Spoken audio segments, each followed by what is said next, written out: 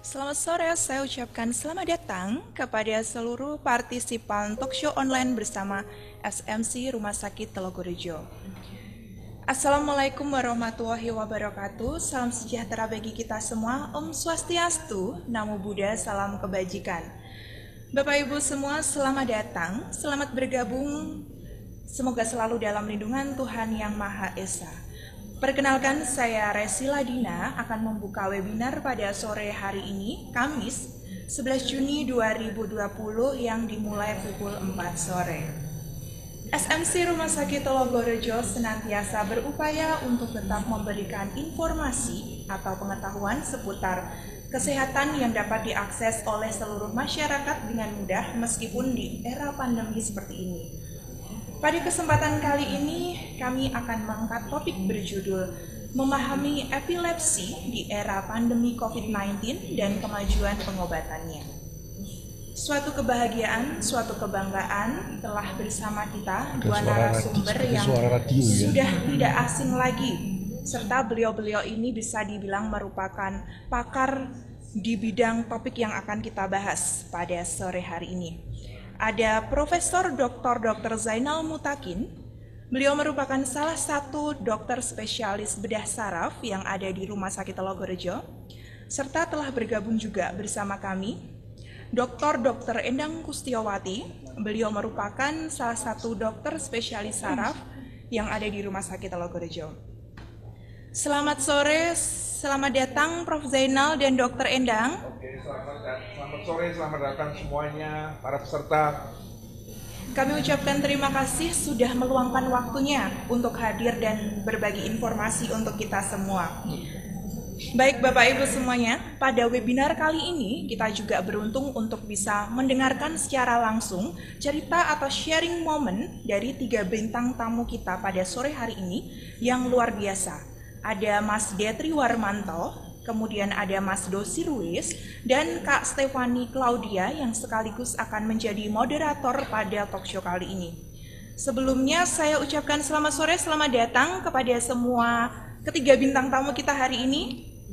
Selamat sore, terima kasih Mbak telah Resi meluangkan waktunya untuk berbagi cerita yang pastinya akan sangat bermanfaat dan membawa influence positif bagi kita semua.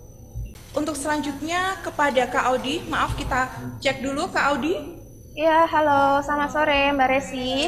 Suara Oke, saya terdengar? Kak Audi. Iya, waktu dan tempat saya serahkan ke Kak Audi sebagai moderator pada talkshow kali ini. Kepada Kak Audi, waktu dan tempat kami persilahkan. Baik, terima kasih banyak Mbak Resi. Selamat sore, salam sejahtera. Puji syukur kami panjatkan kepada Tuhan Yang Maha Esa telah mengumpulkan kita semua pada hari ini, pada sore hari ini, dalam webinar bersama SMC Rumah Sakit Telogorejo Semarang. Kami mengucapkan terima kasih banyak kepada SMC Rumah Sakit Telogorejo Semarang yang telah mengadakan webinar pada hari ini. Perkenalkan, nama saya Stefani Claudia atau biasa dipanggil Audi, yang akan menjadi moderator dalam webinar hari ini. Sedikit cerita, kalau saya sendiri juga adalah seorang OD atau orang dengan epilepsi yang telah melakukan bedah epilepsi bersama salah satu narasumber kita pada hari ini. Dalam webinar hari ini, kita akan membahas tentang tema mengenal epilepsi di era pandemi COVID-19 dan kemajuan pengobatannya. Jadi lagi maraknya kasus COVID-19 ini membuat semakin banyaknya pertanyaan dari para teman-teman pasien epilepsi mengenai bagaimana dengan pengobatannya, dan juga mengenai jalan terbaik bagi pasien yang sering dibilang kebal obat atau kambuh terus ya. Maka dari itu kita akan mendengarkan dari para narasumber-narasumber yang luar biasa. Yang pertama, Dr. Endang Kustiowati, spesialis saraf. Yang kedua dengan Profesor Dr. Zainal Mutakin, PhD, spesialis bedah saraf. Dan setelah itu kita juga akan ada sharing moment bersama pasien epilepsi dan juga bersama orang tua dari pasien epilepsi pada anak. Nah, itu juga yang banyak tunggu-tunggu ya, pasien epilepsi pada anak. Yang pertama, Detri Warmanto, yang adalah orang tua dari pasien epilepsi anak, yang kedua dengan Dosir Weiss, pasien epilepsi, dan yang ketiga dengan Stefani Claudia atau saya sendiri. Lalu yang terakhir, kita akan ada sesi tanya-jawab. Ini juga yang paling ditunggu-tunggu ya oleh para peserta, tanya-jawab dengan para narasumber. Jadi buat para peserta, sambil mendengarkan presentasi dan sharing dari para narasumber yang tadi saya sebutkan, para peserta juga bisa sambil menyiapkan pertanyaannya untuk para narasumber tersebut. Dan tanpa saya berpanjang lebar lagi, langsung saja kita mulai bersama narasumber yang pertama, yaitu Dr. Endang Kustiawati, spesialis saraf. Halo, Dr. Endang. Halo, Dr. Endang, dengar suara saya? Selamat sore, Dr. Endang. Apa kabar, Dr. Endang? Alhamdulillah sehat kita semua di sini. Ya, untuk Dr. Endang, presentasinya bisa silakan dimulai, Dokter. Ya, terima kasih. Assalamualaikum warahmatullahi wabarakatuh. Salam sejahtera buat kita semua. Saya akan menyampaikan di sini karena saat ini kita tahu semua di seluruh dunia, ya, makanya kita sebut dengan pandemi COVID-19, dan ini akan saya kaitkan dengan penderita epilepsi. Ya, slide mungkin. Jadi di sini nanti akan saya sedikit mengulas saja apa itu COVID-19. Kita tahu ya, yaitu virus corona yang sebagian besar memang pada umumnya menyerang sistem pernafasan, ya, yang karena ditemukan pada akhir tahun 2019, ya, penyebabnya adalah coronavirus disease, ya, sehingga disebut dengan terkenalnya COVID-19. Ya, jadi virus corona ini bisa menyebabkan gejala mulai dari yang ringan sampai yang berat dan bahkan kita tahu menyebabkan kematian. Tentu saja yang gejala umum yang sering kita dapati yaitu ada demam, batuk kering, ya, atau bahkan kalau memberat bisa sampai sesak napas. Ya, slide. Jadi sekarang kita masuk tentang epilepsi. Mungkin ini adalah batasan kapan kita menyebut seorang sebagai penderita epilepsi. Saya percaya sebagian dari pemirsa semua, ya, yang ikut dalam webinar ini sudah tahu. Jadi di sini epilepsi merupakan salah satu kelainan saraf, ya, kelainan neurologi yang kronis, ya, yang ditegakkan berdasarkan salah satu, misalnya di sini yang ada adalah minimal terdapat 2 bangkitan tanpa provokasi atau 2 bangkitan refleks, akan tetapi jarak bangkitan yang satu dengan bangkitan berikutnya harus lebih dari 24 jam, ya, harus lebih dari 24 jam. Jadi kalau dalam satu hari kejang berulang belum ada 24 jam, kita tidak mengatakan bahwa itu adalah suatu epilepsi, ya. Atau tidak perlu menunggu 2 bangkitan, 1 kali bangkitan yang tanpa provokasi, atau di sini juga tadi dikatakan bangkitan atau bangkitan refleks, ya, tanpa provokasi atau bangkitan refleks, yang kemungkinan terjadinya bangkitan berulang dalam 10 kali berikutnya sama dengan 2 bangkitan yang tanpa provokasi tadi, ya. Atau sudah terdiagnosis sebagai suatu sindrom epilepsi, gitu, ya. Nanti mungkin ini kalau ada yang belum jelas bisa ditanyakan dalam diskusi. Siapa saja sih yang bisa mengalami epilepsi? Kalau kita melihat dari gambar ini, tidak melihat usia, tidak melihat gender, ya, bahkan tidak melihat ras, tidak melihat kebangsaan dan sebagainya. Semuanya bisa terkena, mulai anak-anak, dewasa, tua, laki-laki dan wanita, semua bisa terkena mengalami epilepsi, ya. Slide selanjutnya, ya. Jadi sekarang kapan ya kita harus memulai terapi epilepsi, ya? Sebetulnya kita akan memberikan terapi epilepsi, yang pertama syaratnya harus tegak dulu. Apakah diagnosisnya sudah benar? Ya, sudah benar bahwa yang kita hadapi sebagai dokter, kita menghadapi pasien itu sudah jelas diagnosisnya epilepsi atau bukan. Kalau bukan epilepsi, ya jangan diterapi tentu saja, karena dampaknya sangat panjang sekali. Pengobatan epilepsi membutuhkan waktu yang lama, dampak psikologis, ya, pengobatan jangka panjang juga mungkin perlu dipertimbangkan efek sampingnya dan sebagainya, ya. Kemudian ini juga berpengaruh, ya. Kalau kita akan memberikan terapi epilepsi, kita harus berkomunikasi, ya. Berkomunikasi, kita harus tahu bagaimana pekerjaannya, bagaimana gaya hidupnya, ya, bagaimana apakah bisa diberikan tanggung jawab untuk minum obat secara rutin, ya, terus apakah tidak perlu atau tidaknya kita memberikan pengobatan yang dibagi atau single dose dan sebagainya, itu perlu sekali kita sesuaikan dengan kepribadiannya penderita tersebut, ya. Dan tujuan dari pengobatan anti epilepsi ini adalah untuk mencegah terjadinya bangkitan, ya. Akan tetapi untuk meminimalkan ketidaknyamanan akibat obat epilepsi itu sendiri. Kita tahu pemberian obat anti epilepsi membutuhkan jangka panjang, sehingga tentu saja kita harus memperhatikan efek samping dari obat dan kemungkinan-kemungkinan berinteraksi dengan obat lain, karena masih mungkin penderita epilepsi tadi juga mengalami kelainan yang lain yang mengkonsumsi obat-obat yang lain, sehingga kita harus mempertimbangkan pemilihan obat tersebut ada interaksi atau tidak dengan obat-obat yang sedang dikonsumsi oleh penderita epilepsi itu sendiri, ya. Dan yang selanjutnya adalah pilihan obat anti epilepsi kita berdasarkan tipe bangkitan dan sindrom epilepsi, ya. Slide. Ya. Nah, ini jadi perkumpulan internasional epilepsi, jadi para pakar penanggulangan epilepsi di dunia yang kita sebut dengan International League Against Epilepsy, ternyata memberikan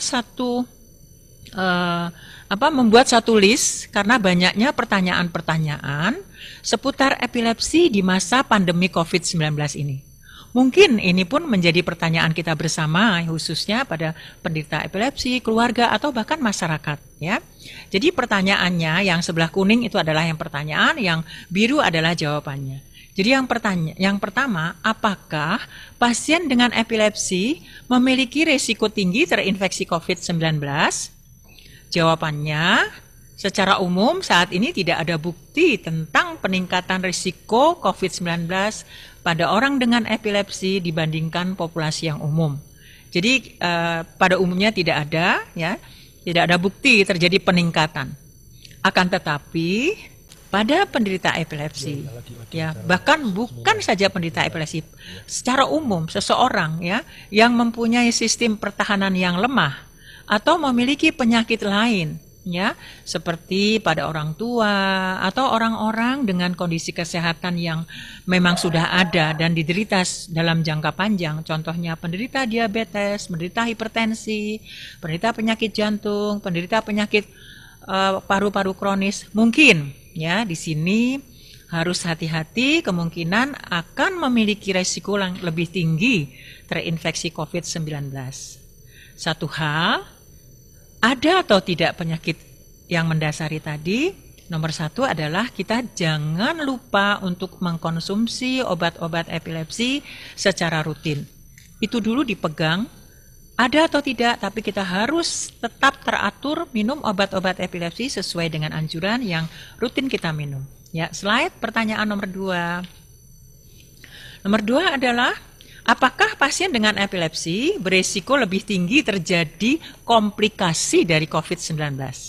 Ya, kembali tadi, setiap orang dengan kekebalan tubuh yang terganggu atau kondisi medis yang sedang berlangsung memiliki resiko terjadinya komplikasi lebih tinggi. Tadi resiko yang tadi sudah saya sebutkan, ya memang betul. Kalau memang itu terjadi COVID dan mempunyai latar belakang yang sudah saya sampaikan tadi, memang akan memberikan resiko lebih tinggi untuk terjadinya komplikasi dari COVID-19.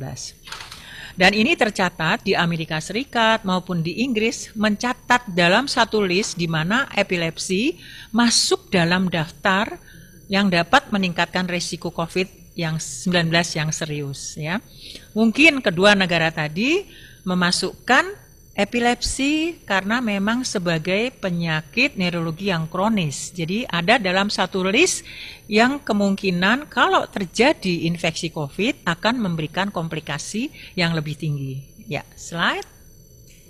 Pertanyaan ketiga yang diajukan, apakah obat anti kejang meningkatkan resiko terinfeksi COVID-19 atau terjadinya komplikasi dari infeksi COVID-19? Tidak, ya. Jadi tidak ada data yang menyatakan seperti itu. Jadi belum ada bukti bahwa mengkonsumsi obat anti kejang akan meningkatkan risiko terjadinya infeksi atau komplikasi yang serius. Justru ya, untuk menghindari hal-hal yang tidak diinginkan pada penderita epilepsi, minum obat secara rutin sesuai dengan anjuran dokter. Ya, slide. Pertanyaan berikutnya yang diajukan oleh penderita epilepsi adalah, dapatkah bangkitan menjadi lebih buruk atau lebih sering terjadi jika seseorang dengan epilepsi terinfeksi COVID-19? Memang ada, jawabannya ya, terdapat risiko rendah terjadinya bangkitan yang semakin buruk bagi sebagian besar penderita epilepsi jika mereka terinfeksi.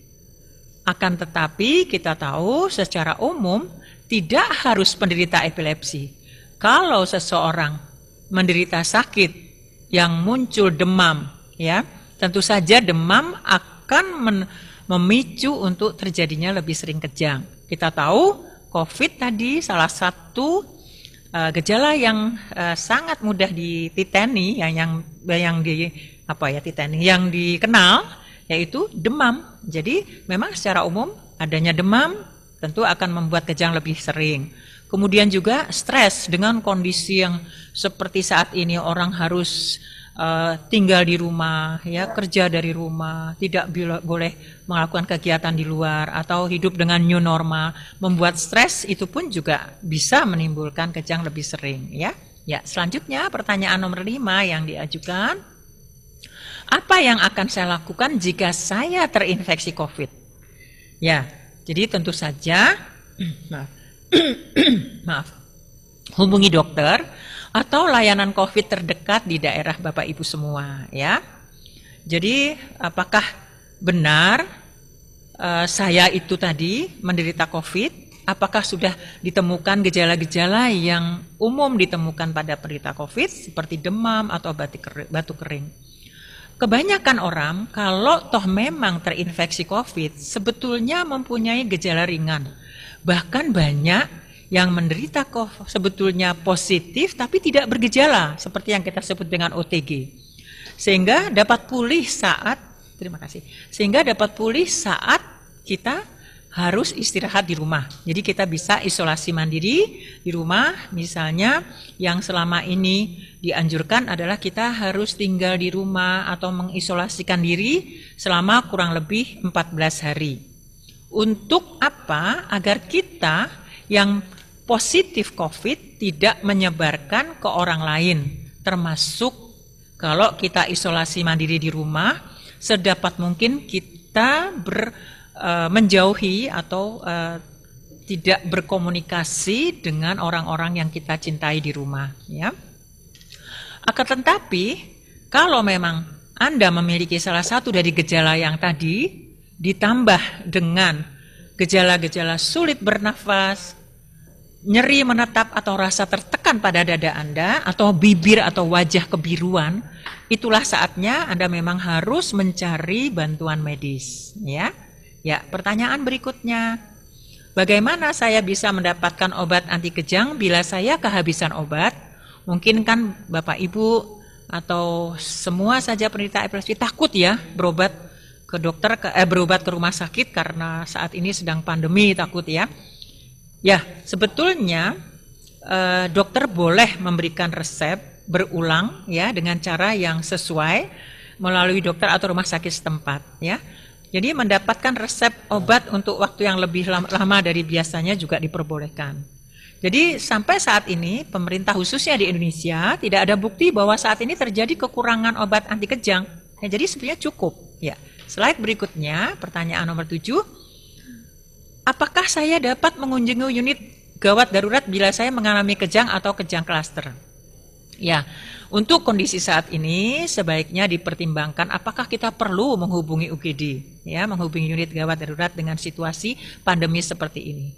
Tentu saja kita perlu ke UGD kalau memang keadaan kondisi gawat yang mengancam jiwa kita. Ya, jadi pastikan dulu apakah benar jiwa kita terancam sehingga kita harus ke UGD. Sedapat mungkin tentu saja kita menghindari sepanjang itu tidak diperlukan, mengingat takut adanya paparan dari COVID ini. Jadi kita perlu mencari layanan ke rumah sakit kalau terjadi kejang tonik-klonik atau kelojotan tadi yang bertahan lebih dari 5 menit, atau terjadi kejang yang terus-menerus, ya, walaupun sudah dapat obat sementara dari rumah misalnya.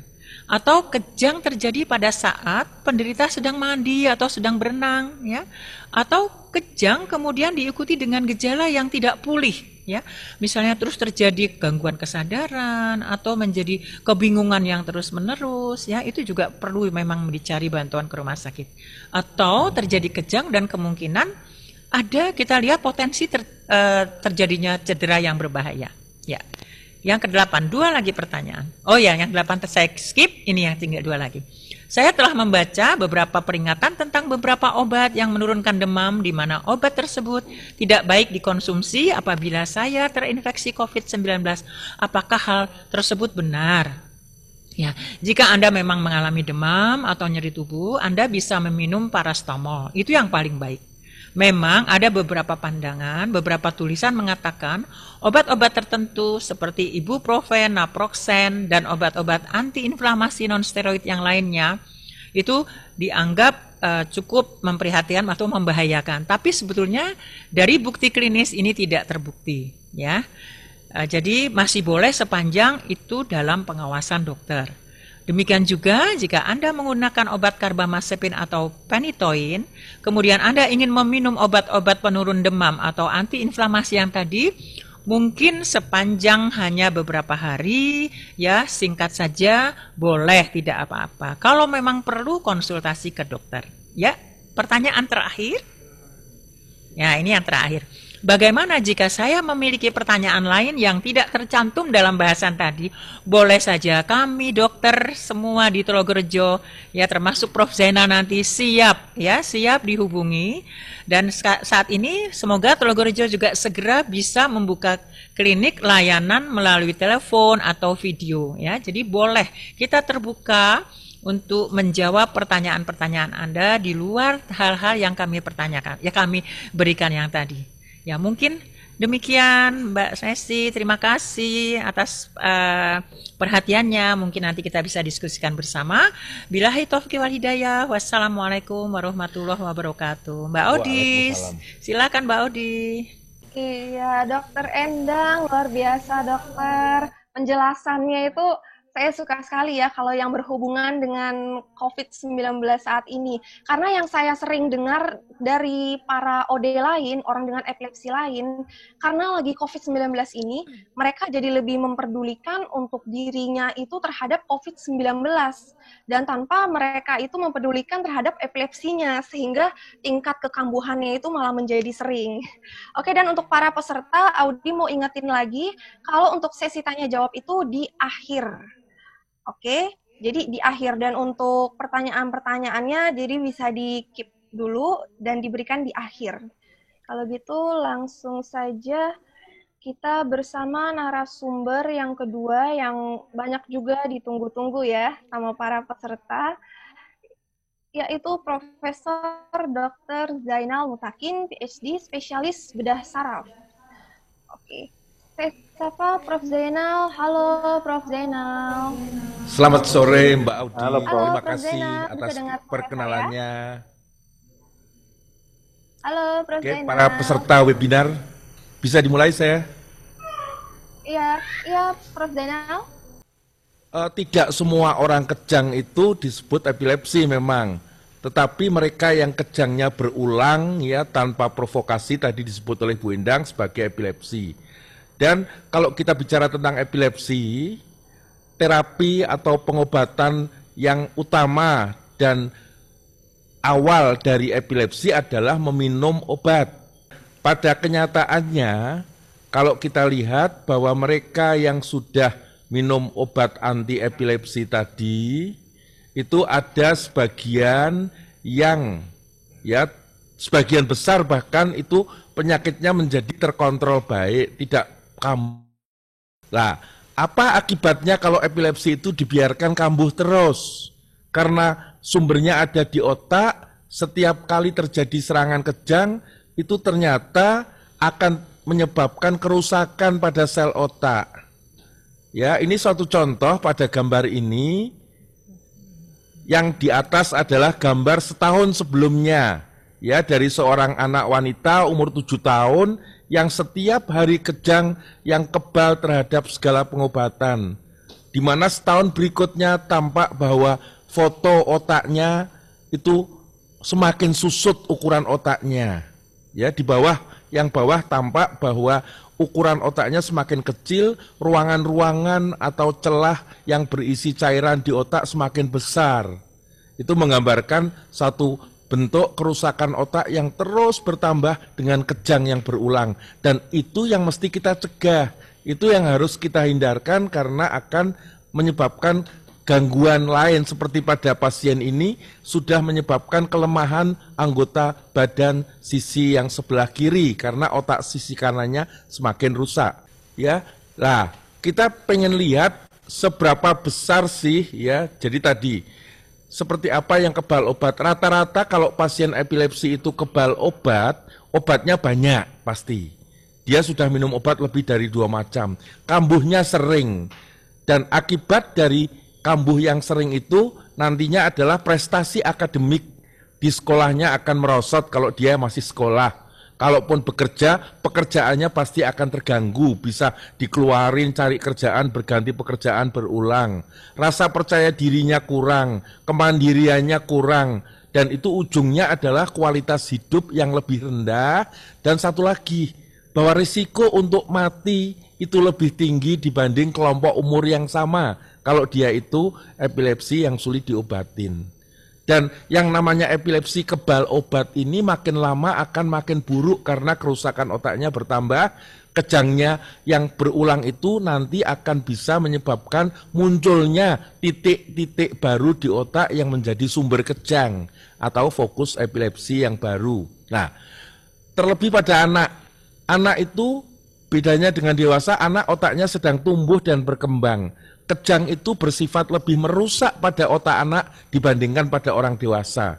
Sehingga ujung-ujungnya kalau anak-anak di bawah usia 5-6 tahun yang kejangnya tidak terkontrol, nantinya akan mengalami yang namanya kemunduran atau keterbelakangan mental dan kecerdasannya berkurang. Nah, apa yang menyebabkan seorang penyandang epilepsi itu epilepsinya sulit diobatin atau kebal obat?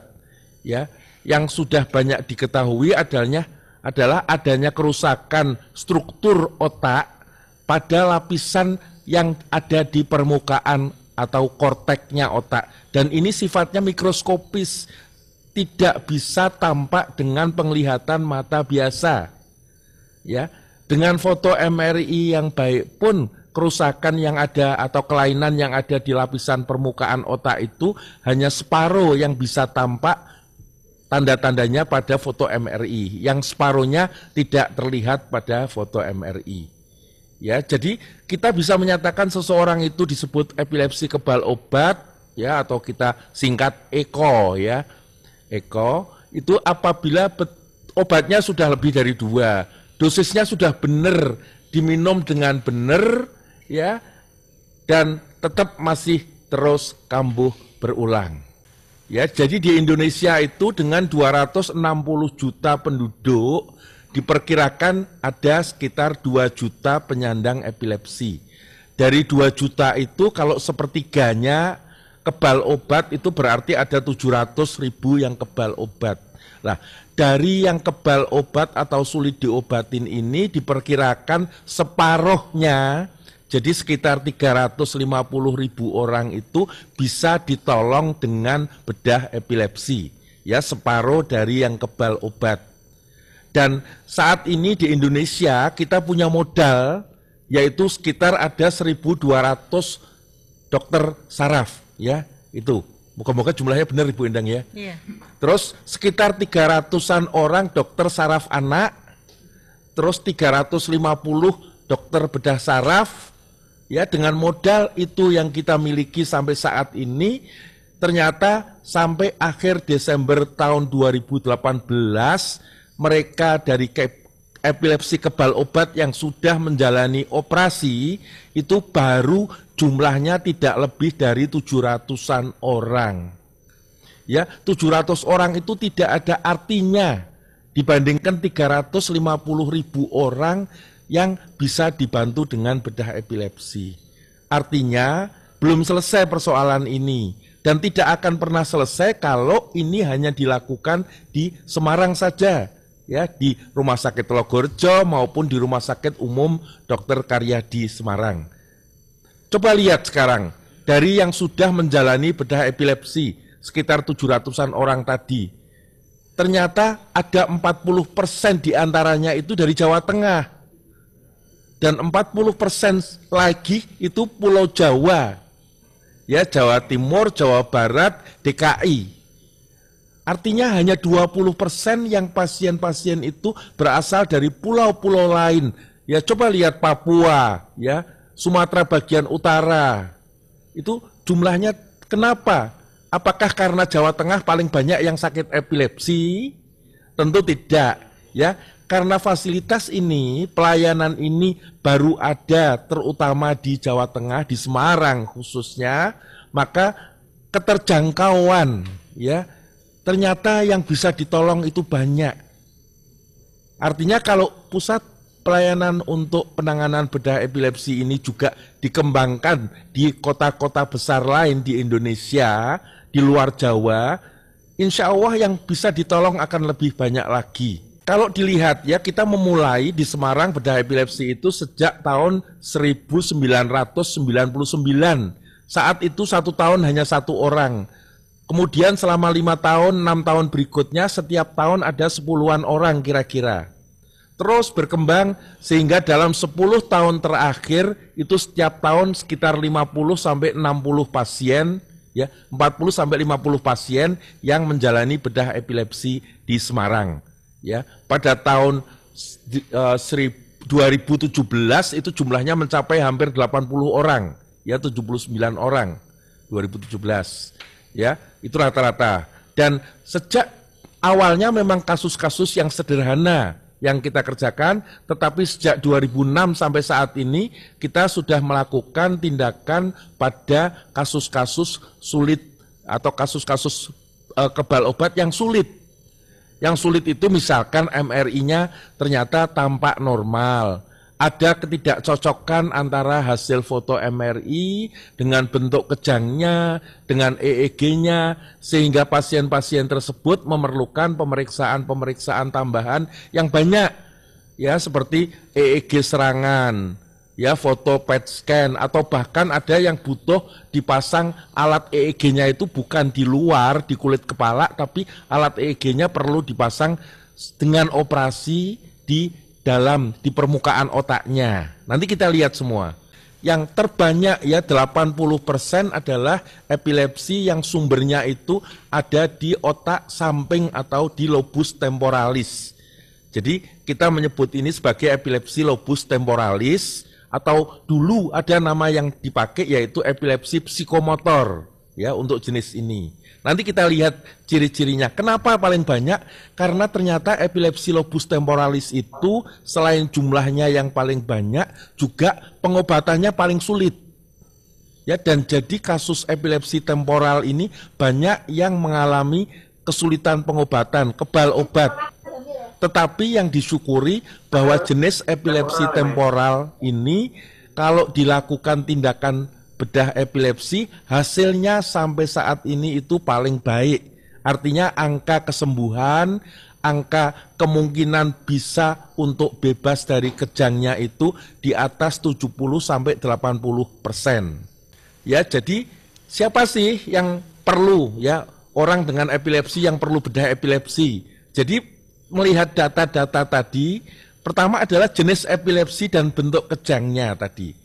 Kalau epilepsinya itu jenis lobus temporalis, itu pengobatannya paling sulit dan cenderung jadi kebal obat, tetapi paling bisa dioperasi dan hasil operasinya paling baik. Kemudian juga harus dilihat riwayat pengobatannya. Ada penelitian yang cukup terkenal tahun 2000 ini dilakukan multi center. Satu penelitinya dari Hong Kong, satunya dari Inggris, itu bahwa dengan obat pertama seorang penyandang epilepsi, kalau dikasih obat pertama ada apapun ya obatnya yang diberikan itu hampir 50% ya 47% sudah tidak kambuh lagi. Yang masih kambuh ditambah obat berikutnya. Ternyata penambahan obat kedua menambah jumlah yang tidak kambuh lagi, yang bebas kejang itu tambah 13%. Tetapi kalau sudah 2 obat diberikan masih kambuh, penambahan obat ketiga itu tidak banyak berpengaruh. Ya, jadi penambahan obat ketiga hanya menambah jumlah yang sembuh itu hanya tambah 1%. Nah, yang terakhir satu lagi yang mengindikasikan siapa yang butuh operasi, yang harus artinya yang bisa dioperasi adalah perlu foto MRI yang baik. Ingat fotonya MRI, bukan CT scan. Ya, dengan MRI yang baik tadi disebutkan ada sekitar 50% pasien yang ya ada kelainan pada foto MRI-nya yang letaknya di tempat yang kebetulan cocok dengan bentuk kejangnya. Ya, pemeriksaannya MRI bukan CT scan. Jadi itu yang mau kita bahas satu persatu berikutnya. Jadi kita coba bicara sedikit mungkin di antara para pendengar, para peserta webinar ini yang kebetulan penyandang epilepsi bisa mencoba menilai serangan yang dia alami sendiri, yang dialami itu seperti apa. Epilepsi lobus temporalis itu akan diawali serangannya dengan yang disebut sebagai aura. Jadi ada tanda-tanda yang orang lain tidak bisa merasakan, tapi yang bersangkutan bisa mengerti, bisa merasakan. Rasanya kalau mau kambuh itu ada tanda-tandanya kalau mau kambuh. Itu namanya aura. Yang paling banyak adalah rasa mual, perutnya ke atas, atau dada yang berdebar, atau sesak napas. Satu lagi adalah déjà vu, ya, seolah-olah seperti ada muncul suatu tempat atau suatu peristiwa yang sudah pernah dialami, dan rasa takut, ya, yang terus berulang muncul setiap kali mau datang serangan kejangnya. Jadi serangannya nanti akan dimulai setelah aura tadi, tiba-tiba yang bersangkutan terdiam, matanya terbelalak, kemudian diikuti mulut yang kecap-kecap, tangannya bisa meremas-remas, menarik-narik baju, menepuk-nepuk badan atau meraba apapun yang ada di depannya. Ya, gerak-gerak seperti itu. Setelah serangan itu selesai, pasiennya seperti bingung, ya, disorientasi, lupa. Loh, kok tahu-tahu saya ada di sini? Tadi mau apa ya? Jadi nggak ingat, nggak tahu tentang bahwa dia habis mengalami serangan. Dan apabila dari otak sisi kiri, biasanya setelah itu diajak bicara tidak connect sampai beberapa saat. Nah, pada sebagian penyandang epilepsi, serangan ini tidak berhenti di sini, tapi diikutin oleh serangan kelojotan. Ya, biasanya kalau terjadi kelojotan dimulai dari salah satu sisi lengan. Lengannya itu akan kaku dan terangkat. Ya, yang mana, yang kanan dulu atau yang kiri dulu. Kemudian diikuti wajah, mata, dan mulutnya nengok ke satu sisi. Ini gambaran sekilas tentang bentuk serangan yang paling banyak terjadi, yaitu pada epilepsi lobus temporalis. Nah, ini contoh, ya. Jadi anak ini itu mengalami serangan berupa rasa perut yang nggak nyaman. Perutnya kayak mau muntah gitu rasanya. Ya. Tiap kali datang, dia tidak sampai kejang, nggak ada serangan kelojotannya, tapi tiap kali datang serangan, ini lagi direkam EEG-nya, ya, sambil ditunggu. Jadi serangannya hanya perut yang nggak enak. Kita lihat sebentar, ya, rasanya tidak enak, dia akan panggil orang tuanya pada saat serangannya datang. Ini lagi dimonitor EEG long term-nya sambil nunggu terjadinya. Mulai datang serangannya, ya, dia akan cari. Ibunya bilang kalau perutnya sakit. Oke, jadi kadang-kadang serangannya itu seperti orang bingung. Dia jalan sana, jalan sini, ke sana kemari, nggak tahu. Tapi itu serangan. Ya, khas pada epilepsi lobus temporal. Ibu ini dia nggak tahu apa yang dikerjakan. Dia nggak mikiran ada anaknya di depan juga acuh aja. Seperti orang bingung, ya berbuat apapun, dia nggak menyadari. Ya, ini bapak-bapak juga sama. Dia lagi duduk, tiba-tiba tangan kanannya kaku, seperti mual mau muntah, narik-narik baju, lihat, ya pegang-pegang, seperti gitu. Jadi bentuk serangannya pada epilepsi lobus temporalis kadang tanpa serangan, nah narik-narik baju, benerin baju.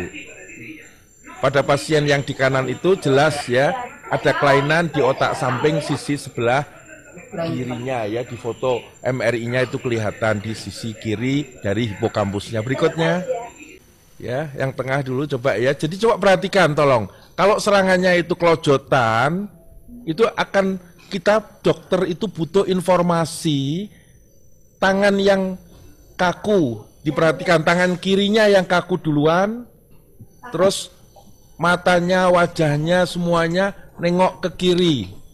Ya itu penting. Jadi seringkali ada orang tua datang kepada kita, ditanya sama dokternya, cerita kejangnya seperti apa, nengoknya kepala kemana, otomatis langsung bapaknya bilang nengok kanan, ibunya bilang nengok kiri. Kenapa terjadi? Karena tidak diperhatikan, padahal itu sesuatu yang penting. Coba diikutin baik-baik ya. Ini karena ibunya sudah tahu si anak perempuan ini mau serangan, jadi ibunya meluk anaknya, tapi coba dilihat serangannya. Enggak apa-apa ya sayangnya.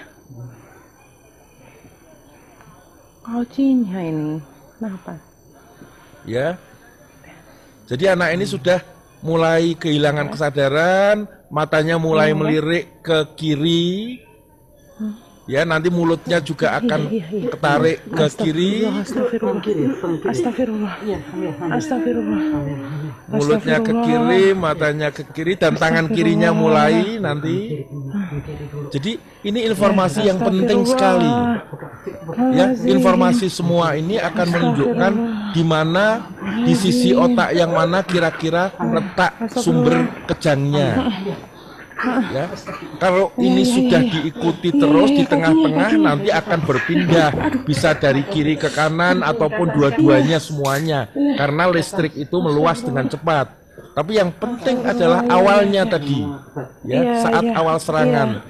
Jadi saya menampilkan ini dengan tujuan kepada para penyandang epilepsi yang sulit diobatin untuk memperhatikan ya, rekaman seperti ini nilainya tinggi sekali. Tadi adalah dari temporal itu cirinya seperti itu, serangannya panjang dan setelah serangan pasiennya tidak sadar cukup lama. Tapi kalau dari otak depan, dari frontal seperti anak ini kelihatan ya, kaki kirinya gerak-gerak, tangan kirinya gerak-gerak, tetapi anak ini bisa teriak, bisa manggil orang tuanya, dia tetap sadar. Ya, anak ini sudah menjalani operasi, ya, terus kelihatan sekali bekas luka operasinya di mana sebelum ya sembuh dan setelah rambutnya tumbuh lagi. Dan di kanan itu anak ini sekarang ya, kira-kira setengah tahun lalu orang tuanya kirim foto anaknya sudah mulai berenang lagi. Ya, itu sudah berenang anaknya. Jadi bekas operasinya sudah hilang, kejangnya juga sudah terkontrol baik. Berikutnya mas slide-nya. Ya, jadi apa sih yang dibutuhkan kalau kita merasa pasien atau kita itu sulit diobatin? Yang penting adalah cerita kejang. Dan ini akan lebih baik bila disertai rekaman video saat pasien kambuh. Jadi kepada orang tua yang anak-anaknya mengalami serangan kejang berulang, kita tidak ingin pas anak ini kejang, tetapi pada saat kejang ambillah manfaat yang sebesar-besarnya dengan merekam dengan HP atau dengan video, dengan apapun untuk informasi bagi dokter. Terus MRI otak yang baik yang dibuat khusus, MRI pun bukan sekedar foto MRI, tapi dibuat khusus sesuai dengan jenis epilepsinya tadi. Curiganya frontal atau temporal. Terus ada EEG rutin, ya ini bisa dilakukan di semua dokter saraf yang ada di tempat kita dimanapun. 2 jam sebaiknya dilakukan ya, dengan stop obatnya dan dengan kondisi lelah atau kurang tidur. Jadi sengaja diprovokasi. Terus kalau dari ketiga informasi di atas masih ada ketidakcocokan tentang letak sumber atau kecurigaan sumber kejangnya, atau dengan foto MRI-nya terlihat betul-betul tampak normal, maka baru kita nanti melangkah ke pemeriksaan berikutnya adalah foto PET scan ya dan EEG serangan. Ya, EEG serangan ini mesti nginep. Ya, kalau ini pun belum bisa mendapatkan gambaran fokusnya di mana, yang paling sulit adalah yang terakhir adalah perlu pemasangan elektroda EEG intrakranial. Berikutnya slide-nya. Jadi ini contoh pemeriksaan prabedah yang bisa dilakukan non-invasif sederhana. Ya, foto MRI bisa dilakukan di mana saja. Tempat kota besar pasti ada, MRI-nya harus baik dan ada protokolnya khusus untuk penyakit epilepsi ini, pengambilan fotonya. Yang kanan itu yang berwarna-warni itu adalah foto PET scan. Sering pada MRI tidak tampak penyakitnya, tetapi PET scan-nya bisa melihat ada perbedaan antara daerah otak yang menyebabkan kejang dengan yang tidak. Jadi ini EEG ya. Untuk Prof Zainal, yang dilakukan kami ingatkan nginep. untuk waktunya, Prof. Jadi orang pasiennya mesti nginep EEG-nya ini di rumah sakit untuk memastikan misalnya yang di atas itu adalah karena curiga ada dua kelainan di otak sampingnya kanan sama kiri, yang mana yang membuat kejang. Terus kalau yang di bawah itu ya kita butuh memastikan betul tidak kejangnya berasal dari otak kanan depan seperti yang ada di foto MRI itu. Jadi EEG iktal atau EEG nginap atau EEG serangan ini tujuannya untuk melihat perubahan pada EEG dari bagian otak yang mana beberapa detik atau sesaat sebelum kejang. Ya, ini rekamannya tadi dokter Mbak Audi sudah ngenalin yang namanya Saka tadi ya. Saka, lah mulai serangan, tangan kirinya lurus itu kelihatan, ya. Ternyata EEG-nya menunjukkan dari otak kanan depannya, ya serangan itu. Jadi ini yang sulit tadi, yang sampai dipasang EEG di dalam kepalanya, di permukaan otaknya, ya kelihatan di situ. Dan yang sulit itu tidak banyak, hanya 20%. Yang 80% tidak memerlukan pemeriksaan ini. Jadi pemeriksaan ini hanya perlu untuk 20% pasien. Yang dipasang itu kelihatan di foto, di tengah ada kabel-kabel yang keluar dari kepalanya itu. Ya, dimonitor EEG-nya dengan EEG intrakranial. Nah, ini terakhir, slide terakhir. Kadang jadi pertanyaan, kalau dioperasi ntar bekas lukanya gimana, ntar rambut saya digundul, ntar rambut saya dicukur. Ini bukti-bukti, contoh, ya, bahwa bekas luka itu hampir tak tampak. Itu yang lagi berbincang dengan saya, pasien itu di kepalanya di kiri ada garis kecil sekali nggak tampak ketutup rambut, sudahan bekas luka operasinya. Ya, itu sebelum dioperasi yang di kanan dan setelah sembuh di tengah. Ya, itu lukanya bisa kecil, bisa besar, tidak mesti harus kecil, tidak mesti harus besar, tergantung kebutuhan. Ya, tergantung luas atau tidaknya fokus epilepsinya. Moga-moga membantu. Assalamualaikum warahmatullahi wabarakatuh. Terima kasih banyak Prof Zainal, tadi sangat bermanfaat sekali ya Prof Zainal ya. Dan Prof Zainal ini sebenarnya banyak juga ya yang bertanya ya. Kalau Prof Zainal itu kan kemarin itu sempat lama ya, lama cuti praktik dan sekarang Prof Zainal itu sudah mulai praktik lagi ya Prof ya? Sudah. Mulai. Oke, iya, Prof Zainal sudah mulai praktik lagi di Rumah Sakit Telogorejo. Iya, setiap hari Rabu ya, Prof ya? Setiap hari Rabu. Iya. Setiap hari Rabu. Dan kalau dari luar kota atau yang pasien yang tidak bisa datang ke rumah sakit itu katanya bisa lewat offline ya, Prof ya, di Rumah Sakit Telogorejo ya, Prof. Jadi Rumah Sakit Telogorejo membuka pelayanan online. Dan saya ingatkan lagi untuk sesi tanya jawab itu di akhir. Jadi bisa di-keep dulu pertanyaan-pertanyaannya. Dan untuk selanjutnya saya undang lagi kepada Mas Detri Warmanto, orang tua dari Raffiandra Sakapur Putra Warmanto. Halo Mas Detri. Oke. Halo Mas Detri. Halo, selamat sore Mas Detri. Terima kasih banyak atas waktunya. Iya, assalamualaikum Mas Detri semuanya. bisa dimulai. Selamat sore. Mas Detri, Waalaikumsalam. makasih. Halo, Selamat Prof. sore Mas Detri. Mbak Claudia, semua Mas Faisal, seluruh semuanya. Salam kenal. Jadi sebelumnya saya mau sedikit itu ya, sebelumnya memberikan selamat dulu untuk Prof Zainal karena sudah sembuh kemarin dari COVID. Oke, Jadi, terima kasih. Salah satu pahlawan lah buat kami karena pada saat itu memang saya mungkin nggak terlalu cerita mengenai teknis ya, tapi cuma cerita pengalaman aja. Prof Zainal adalah salah satu pahlawan bagi kami gitu. Walaupun memang semua kesembuhan itu dari Allah Subhanahu wa taala, tapi tetap aja maksudnya dengan adanya kemarin kita mengalami banget yang namanya depresi semualah. Dari di sini semua sekarang lagi nonton ada Eyang Saka, Bu Erni Cahyokumolo yaitu sahabat waktu kuliahnya Prof Zainal Mutakin. Di sini juga ada istri saya, kebetulan juga nggak pakai jilbab jadi ada di depan tapi nonton di sini.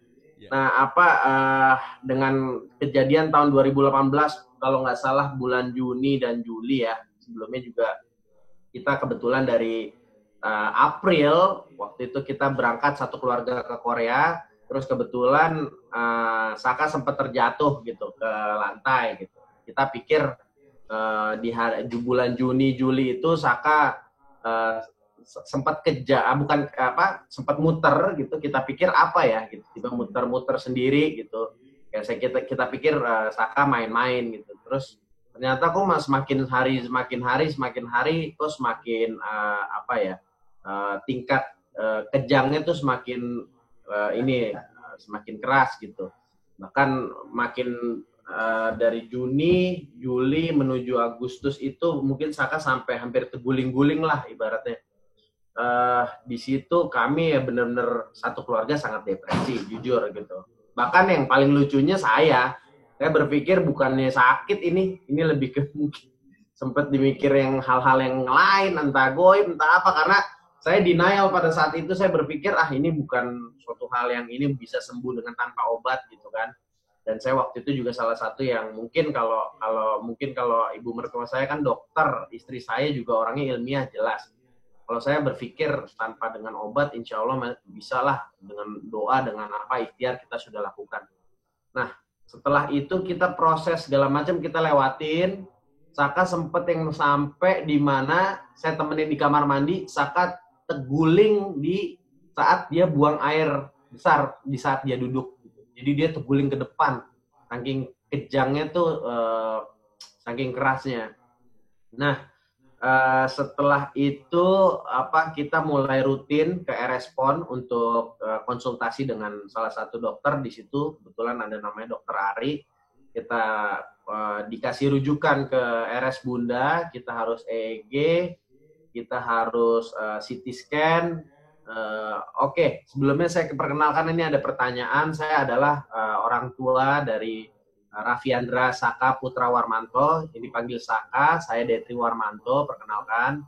Saka juga tadi salah satu pasien pernah epilepsi, kortikal displasia, ada di frontal di depan, jadi kurang lebihnya. Terus dengan yang tadi saya balik lagi ke RS-PON, ada proses. Sini Saka, ini ada yang mau nonton semua. Saka sini saya. Ya, bisa ikutan. Sekarang alhamdulillah Saka setelah operasi Prof. Tuh baik tuh. Halo dadah tuh. Halo. Tuh Saka. Halo tuh semuanya. Halo. Jadi alhamdulillah Saka sekarang udah sembuh, udah sehat, gak kejang semuanya. Cuma kemarin kita proses ya, kita lanjutin ya dari RS-PON. RS-PON memberikan rujukan kepada ke Rumah Sakit Bunda. Itu pun juga kita komunikasi lah. Ibu saya langsung komunikasi dengan Prof Zainal Mutakin karena memang kebetulan sahabat, tiap hari komunikasi. Bahkan Prof Zainal mengatakan lakukan protokol-protokol, contohnya dengan melakukan EEG, CT scan, terus apa lagi sih ya? MRI gitu, sama PET scan. Jadi semua detail tuh dilakukan semuanya gitu. sampai kita membuat deadline kapan waktu untuk due date-nya untuk Saka operasi. Pada saat itu alhamdulillah kalau nggak salah tanggal berapa ya, Agustus ya? Tanggal 11 Agustus 2018. Jadi proses dari Saka kejang tuh Juni, Juli, Agustus itu suatu mimpi yang buruk buat kami satu keluarga. Dan di tanggal 11 Agustus kami melakukan operasi di Rumah Sakit Telogorejo jam 6 pagi, selesai jam 2 siang, dan alhamdulillah Saka sampai detik ini baik-baik aja. Mungkin sempat kejang kemarin tahun Desember 2019 kemarin, Saka sempat kejang karena memang ada penurunan obat. Waktu itu ada obatnya, salah satunya Lamictal, terus Lamictal dan Keppra. Itu Saka minum obatnya Lamictal dan Keppra. Dan alhamdulillah sekarang Saka udah baik. Kalau misalnya kemarin tuh dibedah sampai kepalanya buka, dan sekarang mana coba lihat ininya dari sini coba. Lihat. Ya udah nggak ada, makanya Saka tuh Saka udah nggak ada tuh. Gondrong rambutnya Saka alhamdulillah. Jadi rambut Saka daripada yang botak. Terus tumbuh rambut Saka daripada yang botak kemarin. Jadi alhamdulillah jadi sekarang sebenarnya di hotel habis itu dibotakin sama papa lebih botak. Iya. Jadi alhamdulillah dengan kemarin kondisinya sempat saya sedikit kecewa dengan ada pasien yang tidak jujur kemarin, terus akhirnya bisa ada beberapa dokter di rumah sakit di Semarang, hampir 47 ya dokter, profesor kalau nggak salah, terpapar COVID. Salah satunya pahlawan buat kita semua, Profesor Zainal Mutakin bisa terpapar juga, dan suatu kesedihan buat kami semua. Dan alhamdulillah saya sekarang atas doanya kami sekeluarga, Prof Zainal sekarang sudah bisa kembali lagi, sudah bisa aktivitas lagi, sudah bisa memberikan waktunya untuk semuanya. Dan sekarang untuk para orang tua, siapapun ini yang nonton, awal saya salah satu orang yang sangat takut untuk yang namanya, orang yang sangat saya cintai adalah anak. Ketika anak kepalanya dibedah, kemungkinan besar kemungkinan untuk saya tidak ingin kepala anak saya untuk dibedah. Tapi ketika saya sudah melalui ini, saya bisa mengedukasi dan saya bisa memberikan informasi, saya bisa sharing kepada masyarakat. Siapapun itu yang kira-kira punya anak yang ternyata jadi gini, nggak semua orang, kata Prof Zainal, harus dibedah. Mungkin bisa pakai obat dan lain-lain. Itu karena beda-beda dengan sistem epilepsinya yang berbeda-beda. Tapi kalau memang dinyatakan harus dioperasi, itu lebih baik bahkan tingkat recovery-nya tuh cepet sekali. Mungkin berapa ya Mai? 2-3 hari itu Saka langsung udah bisa jalan, udah bisa lari-lari, tapi kita yang tegang sih pada saat itu ya. Iya, dan apalagi untuk balita gitu kan, Saka waktu itu kalau nggak salah di umur usia 3 mau ke 4 tahun. Nah usia dari umur 1 sampai 5 ya saat-saatnya kayak kalau kata ibu saya umur dimana ya masih cepat recovery-nya lah, masih umurnya masih recovery-nya cepat, lebih baik ditangani jauh lebih cepat daripada dinanti-nanti. Apalagi juga kasihan ketika kita nggak pernah tega ngelihat anak atau saudara atau siapapun yang kejang ketika pada saat itu, karena kita semua itu kalau diinget-inget kayak mimpi terburuk lah buat kita semua. Jadi ya salah satunya juga tadi barusan ibu saya bilang bahwa kalau diulur operasinya itu akan menyebabkan nanti distraction tuh, ada kerusakan di otak gitu loh. Kalau misalnya makin lama ditunggu lagi, karena banyak juga ada beberapa orang yang nanya kepada saya, gimana sih untuk operasi menyiapkan mental, dan rata-rata kalau dari diskusi orang keluarga rata-rata banyak penolakan gitu. Tapi akhirnya dengan diskusi yang kelamaan itu mengurungkan niat untuk operasi, alhasil nanti akan jadi ada kerusakan di dalam otak. Itu kata Prof Zainal dan kata ibu saya, karena mereka ya dokter gitu. Jadi untuk siapapun saya cuma hanya bisa memberikan sharing, memberikan informasi. Saya bukan dokter, saya bukan profesor. Di sini ada Halinya, ada pakar, dan apalagi di sini juga ada Mbak Audi. Mbak Audi juga berpengalaman di sini. Ada Mas Faisal, ada semuanya di sini yang kira-kira bisa memberikan pengetahuan yang jauh lebih tinggi, khususnya secara teknis. Tapi kalau misalnya saya cuma hanya memberikan informasi apa aja yang saya bisa memberikan pengalaman, dan juga obat apa aja yang selama ini Saka minum. Contohnya kayak Lamictal, Keppra, terus sempat juga Trileptal Trileptal tapi alergi gitu. Itu aja sih. Assalamualaikum warahmatullahi wabarakatuh. Oke ya. Jadi terima kasih sekali tadi ya Mas Detri menceritakan bahwa betul pada anak kalau kita tunda itu akan menimbulkan kerusakan yang semakin parah. Tetapi kita berani melangkah ke pembedahan juga dengan data, dengan bukti bahwa fokus atau sumber kejangnya itu kita sudah bisa memastikan letaknya di mana.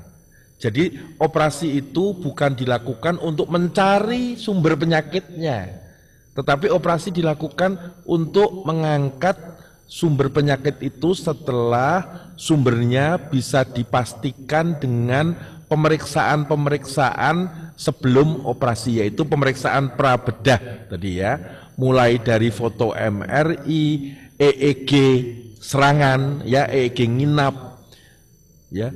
Jadi si Saka kita rekam EEG nginapnya itu satu malam dapat 3 kali serangan yang sumbernya jelas. 3 kali itu berasal dari otak kanan depannya di tempat yang kelainannya itu terlihat di foto MRI. Oke, saya rasa itu. Mbak Audi silakan. Oke, baik. Terima kasih banyak juga komentar dari Prof. Zainal ya. Jadi saya juga cerita sedikit ya tentang Saka. Kurang lebih 1 tahun yang lalu saya pernah bertemu dengan Saka, dan Saka sudah melakukan bedah epilepsi dengan Prof. Zainal, dan memang Saka itu terlihat aktif sekali ya, normal, bawel, pokoknya benar-benar tidak terlihat seperti pasien anak dengan epilepsi gitu.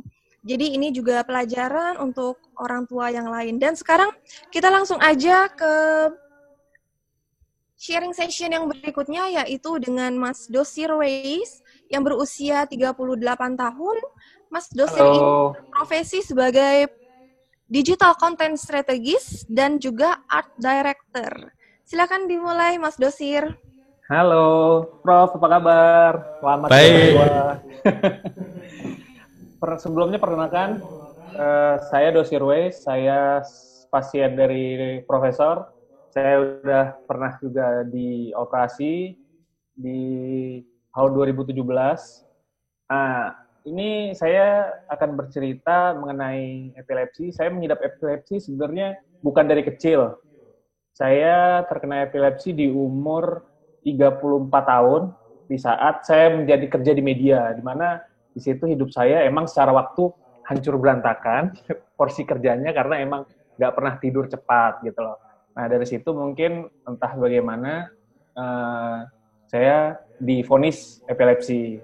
Nah setelah sekian lama berjalan, kalau emang sebenarnya cerita nih ya, di tahun 2017 ya alhamdulillah saya direkomendasikan untuk dilakukan pembedahan dengan profesor. Nah, dari situ dengan mengutip data-data yang beberapa bulan sebelumnya udah diujikan ke saya gitu.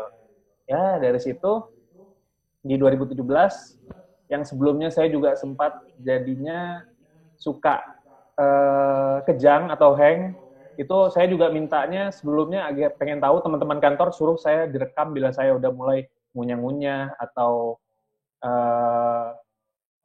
akan kejang gitu, ya udah itu ada rekornya untuk saya serahkan juga ke profesor. Nah dari situ di 2017 tadi akhirnya profesor setelah data saya didapat melakukanlah pembedahan. Nah setelah dibedah, proses bedahnya kira-kira berapa lama tuh ya, lupa juga. Nah dari situ alhamdulillah sekarang saya udah kembali normal as human ya. Jadi saya udah bisa lagi tanpa rasa takut-takut untuk melakukan segalanya. Karena semenjak saya divonis epilepsi, saya sempat merasa ketakutan untuk melakukan berbagai macam hal, mulai dari menyetir, mulai dari kurang tidur, apa segala. Ya udah, dari situlah setelah dilakukan operasi dan pembenahan dengan obat yang diberikan oleh profesor yang dari awalnya mungkin skala besar, sampai sekarang akhirnya setelah beberapa bulan, dan hari ini obat saya hanya dikasih satu jenis, yaitu Keppra 200 mg. Ya, alhamdulillah sih. Cuman ya inilah pengalaman terbaik saya. Kira-kira seperti itu aja cerita sih dari saya. Tidak panjang bila ingin bertanya. Iya, Mas Dosir, terima kasih banyak atas sharingnya. Jadi sedikit cerita juga kalau Mas Dosir ini juga baru punya anak ya, Mas Dosir ya. Dan anaknya itu terlahir sehat, normal. Jadi ini juga pelajaran ya untuk rekan-rekan lain yang bertanya kalau pasien epilepsi punya anak bagaimana. Dan Mas Dosir anaknya itu terlahir sehat ya, Mas Dosir ya? Ya, alhamdulillah dari yang di atas juga diberikanlah keturunan itu kepada saya. Dan ya udah, anak saya terlahir normal, cantik, bawel juga. Ya nantinya mungkin akan menyenangkan hidup saya ke depan gitu. Nah, jadi buat teman-teman nanti yang apapun itu ya harus bersemangat lah ke depannya juga semua. Ya kira-kira seperti itu. Oke, baik. Terima kasih Mas Dosir. Nanti kita ketemu lagi di sesi tanya-jawab ya Mas Dosir ya. Siap. Oke, untuk yang berikutnya, yang terakhir dari sharing moment itu dari saya sendiri. Sebelumnya perkenalkan lagi, nama saya Stefani Claudia, atau biasa dipanggil Audi. Usia saya saat ini 27 tahun. Pekerjaan saya saat ini sebagai penari dan juga sebagai guru sekolah. Jadi saya akan lebih fokusnya itu bercerita tentang pasca bedah ya. Dan saya ini sengaja memasang foto saya yang ini dan nanti akan saya jelaskan kenapa saya pasang foto saya yang ini ya. Yang terlihat mungkin agak seram ya. Jadi basically saya itu memulai epilepsi itu tahun 2005 saat usia saya 12 tahun. Dan pertama kali saya bertemu Prof. Zainal itu tahun 2008 di Rumah Sakit Telogorejo. Lalu singkat cerita, tahun 2014 saya itu mungkin dari dukungan dari lingkungan sekitar ya, dari keluarga, dari teman-teman, sehingga itu baru membuat saya tuh yang kata-katanya tuh semangat, cepat sembuh, get well soon, yang klise sekali ya, tapi saat itu malah membuat saya tuh untuk semangat melakukan bedah epilepsi bersama Prof. Zainal.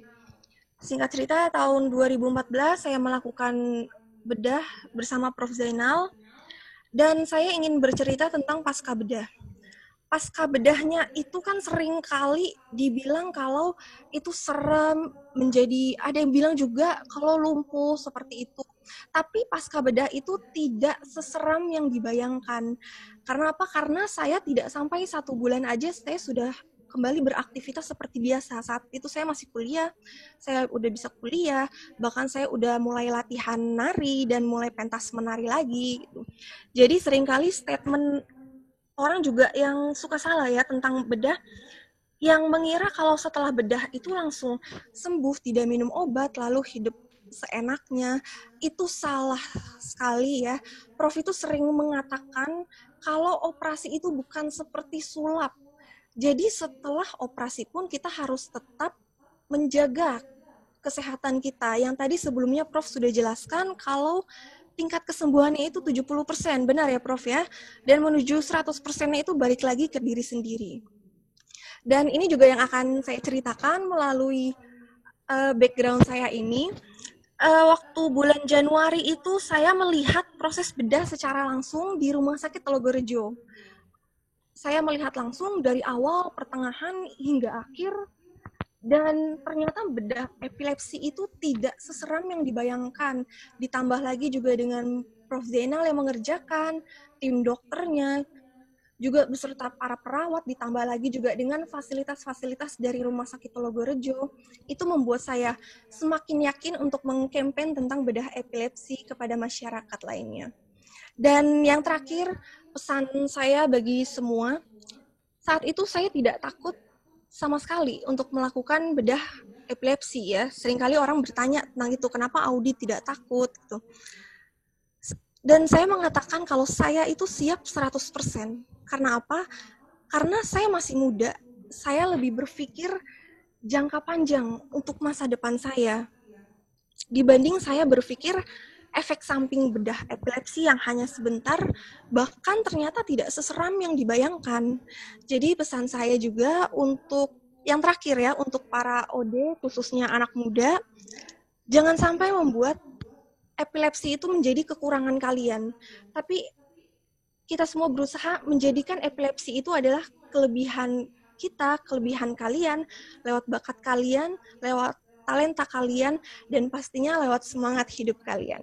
Itu aja sharing dari saya, dan semoga itu semua bermanfaat untuk rekan-rekan OD semua. Terima kasih, dan sekarang kita akan masuk ke sesi tanya-jawab yang pastinya sudah ditunggu sekali ya oleh para peserta.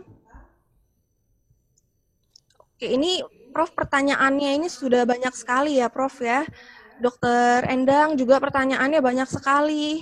Mas Dosir juga ada yang bertanya. Oke, jadi yang pertama kepada Prof Zainal. Selamat sore Prof Zainal, sebelumnya dijadwalkan oleh Prof Zainal untuk EEG di bulan Juni. Apakah ada pengaruh jadwal EEG berhubung dengan pandemi ini Prof? Terima kasih. Ya, saya rasa pelayanan rumah sakit sudah dimulai lagi, baik di Rumah Sakit Telogorejo maupun di Rumah Sakit Karyadi. Jadi silakan saja ya berkonsultasi dulu, periksa via online juga bisa, datang langsung kalau memungkinkan. Karena kita tahu masih banyak wilayah atau daerah yang melakukan pembatasan ya karena COVID ini. Tapi silakan karena pelayanan sudah dimulai, ya. Oh gitu. Jadi dengan Dokter Endang ya di Rumah Sakit Telogorejo ya. Prof ya. Oke, terima kasih banyak Prof Zainal juga kepada Mas Ardi Prastowo yang sudah bertanya. Dan sekarang untuk Dokter Endang nih, Dokter Endang. Ini Tifa, pasien Dokter Endang yang masih ada serangan dan minum obat lebih dari 6 macam. Wow, 6 macam ya, sedangkan Prof bilang tadi katanya maksimal 3 macam ya. Tifa sudah melakukan operasi tahun 2014 dengan Prof Zainal. Bagaimana Dokter Endang? Terima kasih. Dari siapa? Pasien Tifa. Mas Tifa. Oh ya, ya Mas Tifa, apa kabar? Ya, ini Mas Tifa termasuk salah satu pasien kita bersama ya, Prof ya, yang setia, kontrol rutin. Memang obat yang diberikan sejak awal itu sudah banyak, sampai sekarang pun masih tetap banyak, dan sudah menjalani operasi, dan ternyata masih membutuhkan obat yang masih banyak.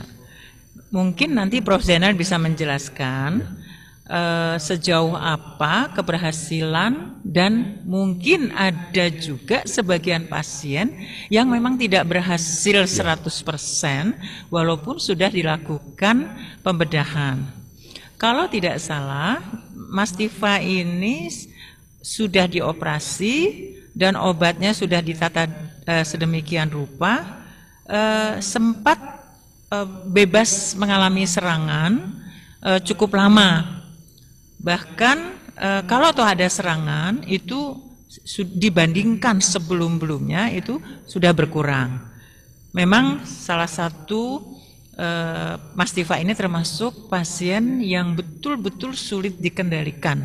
Ya, kalau tidak salah EEG yang dilakukan, EEG long term pun memang ditemukan beberapa fokus yang tidak bisa secara langsung satu kesatuan diambil, dan itu akan menghilangkan sumbernya karena sumbernya ada di beberapa tempat.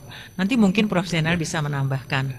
Ada tambahan obat yang terakhir saya berikan, itu cukup membantu buat Mas Tifa. Kalau nggak salah seperti itu. Satu hal lagi yang harus diperhatikan, kalau tidak salah cerita dari ibunya tuh banyak sekali curhat dengan saya, dan saya sudah seperti keluarga dengan Mas Tifa ini. Apa sedikit curhat, dan saya sepanjang saya bisa memberikan nasihat, saya berikan nasihat. Mas Tifa kalau ada sedikit emosi atau pengaruh stresor, atau kecewa, atau kegelan, baik dengan ibu, bapak, atau lingkungan, pasti muncul. Dan itu memang salah satu khas dari faktor pemicu dari seorang epilepsi yang akan menimbulkan serangan kalau ada stresor. Tampaknya di sini itu jelas sekali pada Mas Tifa. Mungkin Prof. Chandra bisa menambahkan saat ini Mas Tifa masih sering terjadi berkurang, tapi masih ada serangan dengan obat yang masih banyak dan sudah dioperasi. Mungkin bisa dijelaskan sedikit pada waktu operasi atau pada waktu gambaran MRI-nya bagaimana. Silakan Prof. Chandra. Terima kasih Dr. Endang. Jadi memang setiap pasien itu berbeda, ya. Tadi disebutkan oleh Mbak Audi juga bahwa kemungkinan angka kesembuhan atau bebas kejang itu paling baik pada epilepsi lobus temporalis. Sedangkan di luar itu, termasuk yang di frontal, Mas Saka tadi, Saka kebetulan alhamdulillah bagus ya.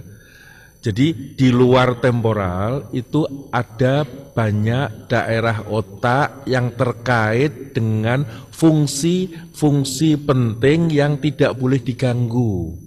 Ya, fungsi motorik misalkan, fungsi untuk menggerakkan anggota badan, dan juga fungsi bicara.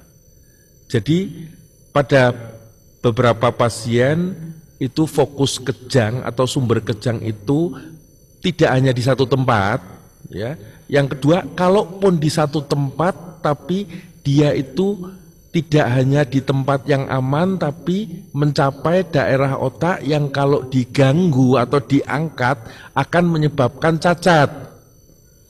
Jadi dalam kasus seperti ini kita hanya bisa melakukan usaha yang terbatas, mengangkat sebagian dari fokus epilepsinya, tetapi tetap meninggalkan ya tadi ada risiko untuk kambuh lagi, tapi kita berharap karena menghindari terjadinya cacat tadi, itu berharap sisa dari fokus epilepsi yang ada bisa nantinya dikelola dengan merubah atau menambah atau mengganti kombinasi dari obat-obatnya. Dan itu sudah diupayakan oleh Dr. Endang tadi. Tapi itu belum selesai. Ya, dengan melihat, mengikuti selanjutnya, itu saya berharap dari keluarga juga sabar untuk sering berkonsultasi dengan Dr. Endang untuk nanti didapatkan hasil terbaik dari obat-obat atau kombinasi obat yang diberikan. Paling tidak membuat andekan ada serangan itu bersifat singkat, ya, frekuensinya bisa dikurangi dan tidak mengganggu aktivitas sehari-harinya. Itu harapannya. Memang mengatasi kejang itu di samping obat ada hal-hal yang harus dihindari. Salah satunya adalah tadi menghindari kelelahan, menghindari kelaparan, menghindari kepanasan, stres, kurang tidur, kecemasan, dan salah satu faktor pemicu kejang adalah yang kita sebut dengan fotosensitif kejang. Jadi serangan yang distimulasi oleh adanya pacuan silau dari sinar, bukan hanya sinar HP saja, apalagi HP yang sudah dihadapi terus, dipetelengi ya, jadi dilihat terus, itu menimbulkan satu stimulasi yang memicu terjadinya kejang. Betul memang. Jadi sebaiknya hindari kebiasaan menggunakan HP berlama-lama. Batasi. Jadi di samping faktor kelelahan dari otot-otot mata kita, sinar yang muncul dari HP itu merupakan stimulus untuk memicu terjadinya kejang. Jadi seperti itu. Betul, memang sinar HP yang apalagi yang berkepanjangan, yang lama, merupakan salah satu faktor pemicu terjadinya kejang. Gitu ya Mbak Audi mungkin? Iya. Baik Dokter Endang. Baik, untuk Mbak Resi. Mbak Resi. Maaf. Oke, iya, saya tambahkan Mbak Resi. baik Prof. Jadi betul yang disampaikan Dr. Endang tadi, tapi kalau nanti sudah dilakukan upaya itu, ya Aktivitas pemakaian HP juga bukan hanya HP, di depan TV, di depan komputer, semuanya itu akan menimbulkan rangsang silau tadi. Kalau itu sudah dilakukan, obatnya dilihat lagi, minumnya sudah betul belum, kombinasinya juga sudah pas belum, dan itu semua ya bisa dikonsultasikan dengan dokter Endang tadi atau dokter saraf yang terdekat ya. Kalau sudah dilakukan semua itu masih tetap kambuh ya, maka satu hal yang dianjurkan adalah pemeriksaan untuk mencoba menentukan jenis epilepsinya tadi ya, dan itu akan dibantu sekali kalau orang tua bisa memiliki rekaman video saat yang bersangkutan kambuh. Jadi cerita bentuk kejangnya kayak apa, ya kepalanya nengok kemana, lengan yang terangkat lengan sisi mana dulu, ya mulutnya, matanya itu ke sisi mana saat kambuh. Terus sebelum serangan, apakah yang bersangkutan bisa mengerti atau tahu bahwa serangannya mau datang? Ada rasa apa yang dia rasakan? Jadi itu semua informasi yang dibutuhkan untuk supaya dokter itu punya dugaan tadi jenis bentuk epilepsinya itu mengarah ke temporal atau frontal ya. Dari situ kalau memang nanti ada kecurigaan di tempat tertentu, dipastikan lagi selain dengan foto MRI yang baik juga merekam EEG iktal, EEG serangan. Jadi itu nanti berkonsultasi dengan dokter saraf lagi, nanti akan dilakukan pemeriksaan itu. Ya. Jadi kalau memang termasuk kelompok yang sudah diusahakan dengan pengobatan tapi masih terus kambuh, lalu dengan pemeriksaan-pemeriksaan yang dilakukan fokusnya bisa ditemukan dengan yakin dan pasti, maka dia termasuk kandidat untuk dilakukan bedah epilepsi. Saya rasa itu, tapi keputusan itu ya bukan sesuatu yang emergensi sifatnya. Ya, butuh waktu ketemu dengan dokternya ya. Terpenting data-data atau informasi itu bisa dimulai dikumpulkan oleh keluarga. Oke, baik. Terima kasih Prof. Zainal dan Dr. Endang. Mungkin ada pernyataan dari Mas Dosir, Mas Detri, ataupun Kak Audi untuk sebelum kita tutup acara nih, untuk semua partisipan. Bisa dimulai dari Mas Dosir. Oke. Untuk kita yang saya juga belakangan disebut OD, ya haruslah punya berpikir selalu positif itu. Awal-awal emang rasanya minder karena saya terkenanya mungkin mengalaminya setelah saya dewasa di umur 34 tahun. Nah dari situ ya saya berpikir ya emang harus tetap berpikiran positif dalam ini, terus setelah data dari dokter lengkap dan bisa menganalisa mengenai apa yang harus dilakukan terhadap kepala kita, yang mana itu adalah prosesor kita, hingga tidak terjadi konslet namanya juga based on data itu, nah mungkin bisa dilakukan salah satu tindakan operasi yang memang impact-nya sangat baik buat saya. Yang alhamdulillah semenjak saya dilakukan itu saya tidak pernah lagi terkena serangan gitu. Jadi ya kadar obat juga untuk pengamanan saya juga sampai sekarang obatnya hanya Keppra 250 mg, cuman saya harus tertib gitu.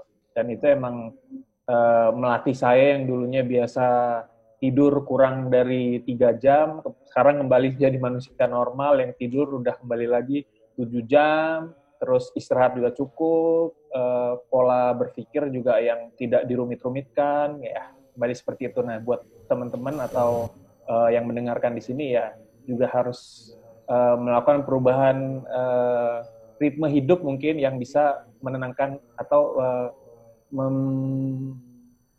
memberikan impact yang tidak begitu ini terhadap kepala kita. Kira-kira seperti itu aja sih. Oke, terima kasih standar banyak. saya. Anda harus tetap semangat. Ya. Iya, Iya, Mas Dosir, terima kasih banyak. Dan dari Prof. Zainal dan Dr. Endang, masih ada pesan lagi untuk para peserta hari ini? Mungkin cukup ya, sudah waktunya, Iya. sudah habis. Sudah waktunya. Oke, baik Kak Audi sudah dibantu sebagai moderator sebagai saat talk show online pada sore kali ini. Juga tidak terasa kita sudah di penghujung acara, telah tadi disampaikan pemaparan materi dan sharing momen yang luar biasa. Terima kasih kepada Prof. Zainal, Dr. Endang, serta Mas Detri, Mas Dosir, dan Kak Audi tentunya. Terima kasih. Semoga segala informasi, segala pengetahuan yang kita dapatkan hari ini dapat bermanfaat bagi kita semua. Sedikit saya infokan bahwa di Rumah Sakit Telogorejo juga sudah ada konsultasi online atau by phone. Untuk reservasi bisa menghubungi di call center kami di 02486466000. Saya ulangi kembali di 02486466000. Itu nanti bisa konsultasi by online. Tidak lupa juga saya ucapkan terima kasih kepada seluruh tim yang sudah membantu terselenggaranya acara pada hari ini. Semoga segala ilmu, segala pengetahuan yang kita dapatkan pada sore hari ini dapat bermanfaat serta membawa berkah bagi kita semua. Akhir kata saya ucapkan wassalamualaikum warahmatullahi wabarakatuh. Waalaikumsalam warahmatullahi wabarakatuh.